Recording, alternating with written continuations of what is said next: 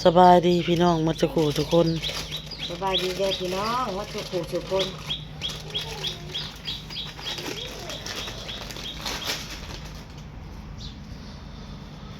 มาปิ้งยังเกาะใส่กรอกกินเมื่อคืนนี่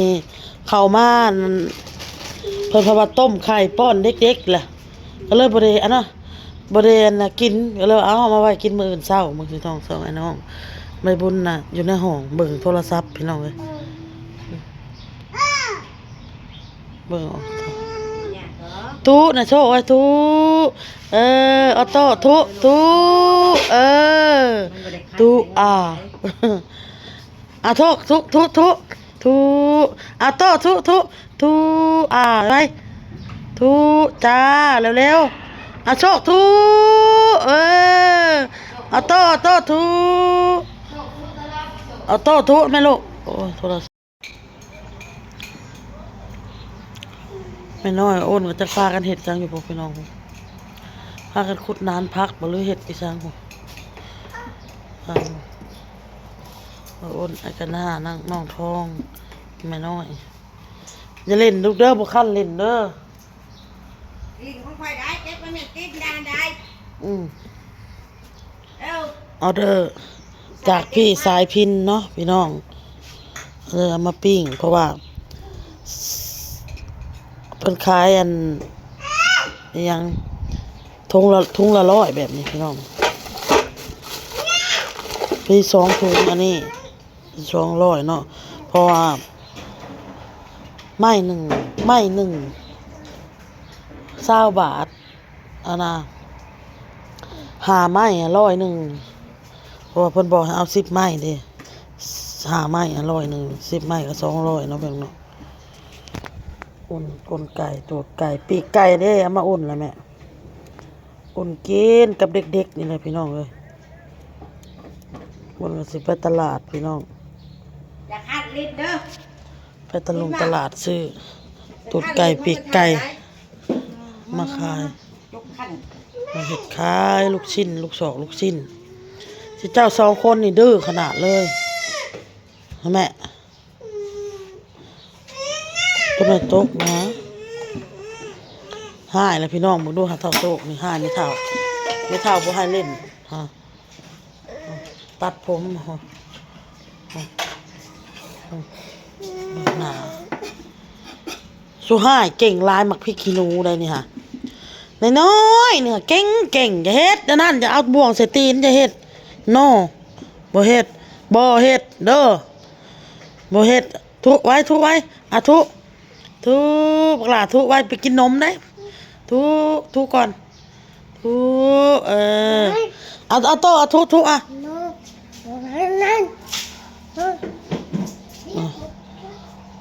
ฮะ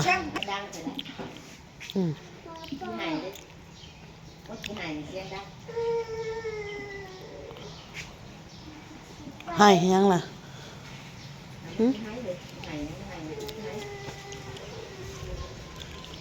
มากินนะ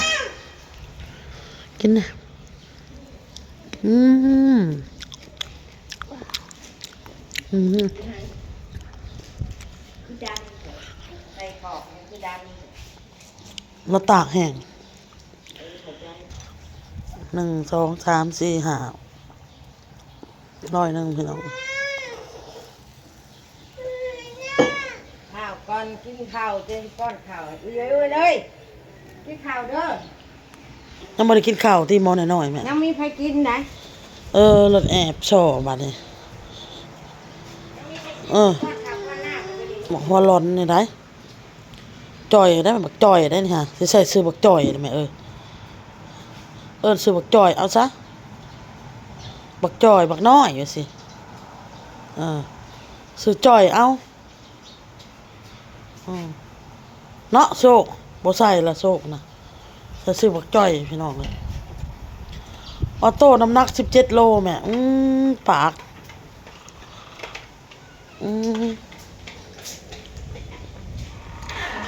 น้ำหนัก17 โลไปติดน้ำหนักเมื่อวานชมส่งเพียงว่าส่งมึงกินกูแต่ว่ามากดำๆนี่หวานก็ไปเลยหวานก็ได้ละน้ มันทางมันดำอยู่แต่ทางไทยมันหนังยังแดงทางใจกลางแดงกระสุก โอ้ใหม่แล้วแม่โอ้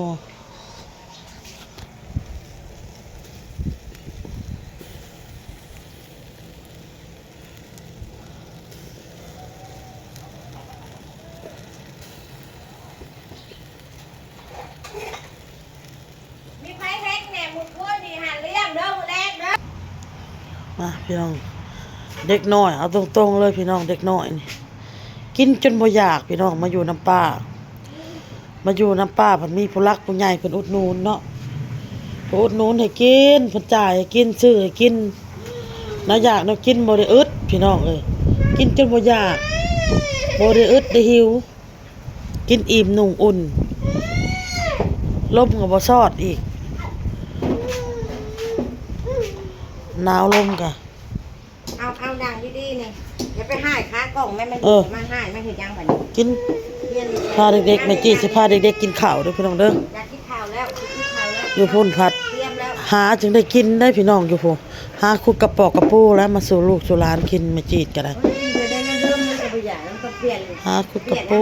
หาอันน่ะหาหน่อไม้อยู่หาไซก็ได้มาอยู่พี่พัด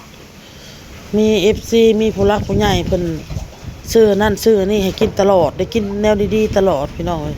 ตั้งไว้ไปก่อนวะ สาธุพี่น้องเอ้ยขอบมกขอบใจนะผู้รักผู้ใหญ่มากทุกคนทุกคนเด้อพี่น้องเด้อที่อุปถัมภ์ค้ำสู้ที่อุดหนุนในอยากแนวกินแซ่บๆให้เด็กๆขอบมกขอบใจให้อยู่ดีมีแห้งโชคมานร่ำรวยเมื่อทุกคนยังปิ้งใส่กรอกอยู่พี่น้องเอ้ยคั่นเด้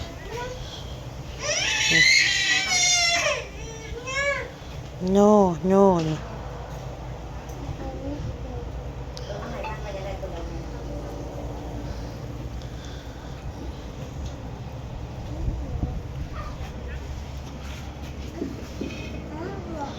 นั่งแล้วไม่ลูกจะขึ้นออโต้ก็ได้เออทุแล้วลูกทุอีหลาทุวะทุไปบนทุลงไปเอาเฮ็ดหยังนะฮะทิ่มเข่าฮะทิ่มเข่าแม่นางไปบนโยนเข่าทิ่มนี่ ข้าวใส่ ทุไว้ลูกไว้ทุไว้ไปซื้อนมน้ำป้าได้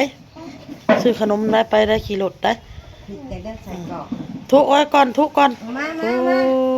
เอ มา อ ดีพี่น้องคน มาดี มาติดข่าวผมก็อยู่ใกล้ค่ะ นี่พี่น้องบรรยากาศเศร้ากับว่าเศร้าปานนั้นละพี่น้องได้สวยนั่นแหละสักเครื่องตากเครื่องเปื้อนอยู่นี่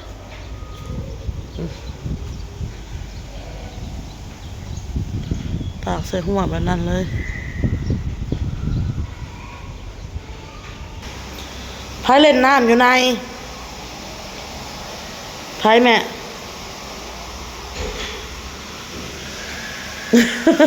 ไผเล่นน้ำอยู่ในปะแม่จีดพี่น้องผู้ใหญ่ไปใส่เมื่อไรเด็กๆปะโต้ปะไปลาดปะสลับไปลาดปะไปลาดปะไปลาดปะบึ้นๆปะบายตู้อะตู้ก่อนไว้ตู้หญ้าเร็วๆเฮ็ดดีๆตู้หญ้าไว้ตลาดกับพี่น้องเอ้ยอ้าวเพื่อนสิตกแต่บังเด้อบ่เฮ็ดลูกบ่เฮ็ดบ่สุกได้ตกได้เขาตกได้บ่เฮ็ดเจ้าฮะ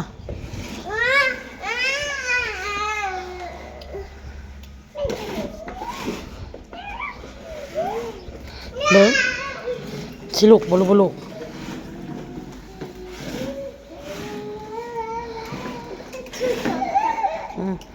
ดูดูโอ้ยหูจักความแท้มีแต่มอโต้บ่หูจักทุไว้ทุไว้เอาไปก่อนไปปะมันก่อนขี่รถก่อนบัดนี้อ้นกาสิไปตะลุมตลาดพี่น้องเอ้ยซื้อเครื่องมาขายซื้อปีกไก่ตูดไก่คือเก่าหั่นแหละลูกสองสิ่งของอ้นนะพี่น้องคลิปนี้กับอยากขอบคุณพี่สายกินหลายๆเนาะพี่น้องเนาะจังได้ก็แฮปปี้เบิร์ธเดย์เด้อพี่เด้อ อ้นก็ขอให้พี่เพิ่นมีแต่ความสุขความเจริญเด้อขอให้เอ้ยมีสุขภาพร่างกายแข็งแรงขอให้โชคให้มานให้ร่ำให้รวยกว่าเก่าเด้อพี่เด้อขอบคุณมากๆหน่อยสุขกายสุขใจขอบคุณเอ้ยเพิ่นละลายพี่น้อยเดินทางไปตลาดซื้อเครื่องมาขายไปหาซื้อหมักหมอกหมักไหม้หมักเกาะหมักเกี้ยงมาไว้ให้เด็กๆกินน้ำแน่เด็กน้อยหมักกินไปก่อนพี่น้องคลิปนี้ก็อ้นก็สิลาไปก่อนเด้อจ้าพ่อกับคลิปหนาพี่น้องสบายดีพี่น้องบ๊ายบาย